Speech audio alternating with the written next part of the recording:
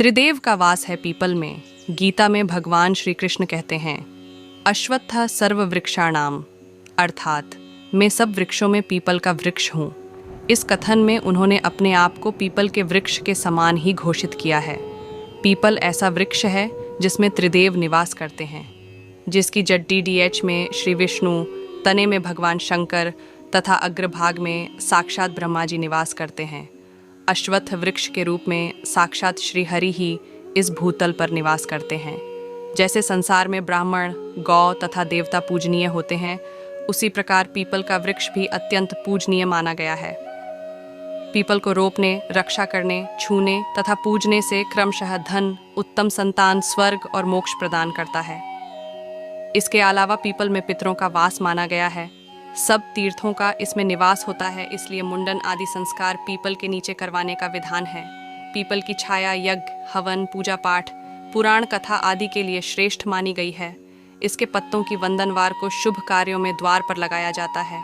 ज्योतिषीय दृष्टि से देखें तो पीपल का संबंध शनि से माना जाता है। पीपल की जड़ डीएच में शनिवार को जल चढ़ाने और दीपक जलाने से अनेक प्रकार के कष्टों का निवारण होता है। शनि की सारे साथी या ढैया के चलते पीपल के पेड़ की पूजा करना और उसकी परिक्रमा करने से शनि की पीड़ा झेलनी नहीं पड़ती। वहीं पीपल का वृक्ष लगाने से शनि की कृपा प्राप्त होती है। पीपल को मिला शनि का वरदान पौराणिक कथा के अनुसार एक बार अगस्त्य महर्षि दक्षिण दिशा में अपने शिष्यों के साथ गोमती नदी के तट पर गए और 1 वर्ष तक यज्ञ करते रहे। उस समय स्वर्ग पर राक्षसों का राज था।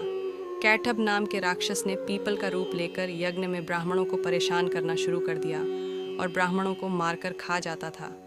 जैसे ही कोई ब्राह्मण पीपल के पेड़ की टहनियाँ या पत्ते तोड़ने जाता है तो राक्षस उनको खा जाता। लगातार अपनी संख्या कम होते देख महर्षि मुनि मदद के लिए शनिदेव के पास गए। इसके बाद शनिदेव ब्राह्मण का रूप लेकर पीपल के पेड़ के पास गए। वहीं पेड़ बना राक्षस शनिदेव को साधारण ब्राह्मण समझकर खा गया। इसके बाद भगवान शनि उसका पेट चीर कर बाहर निकले और उस दैत्य का अंत किया। राक्षस का अंत होने से प्रसन्न महर्षि मुनियों ने शनिदेव की जय जयकार करते हुए बहुत धन्यवाद दिया। शनिदेव ने भी प्रसन्न होकर कहा कि जो भी प्राणी शनिवार के दिन पीपल के पेड़ का स्पर्श करेगा या उसकी पूजा करेगा, उसके सभी मनोरथ पूर्ण होंगे। वहीं जो भी व्यक्ति इस पेड़ के पास स्नान, ध्यान, हवन और पूजा करेगा, उसे मेरी पीड़ा कभी भी झेलनी नहीं पड़ेगी।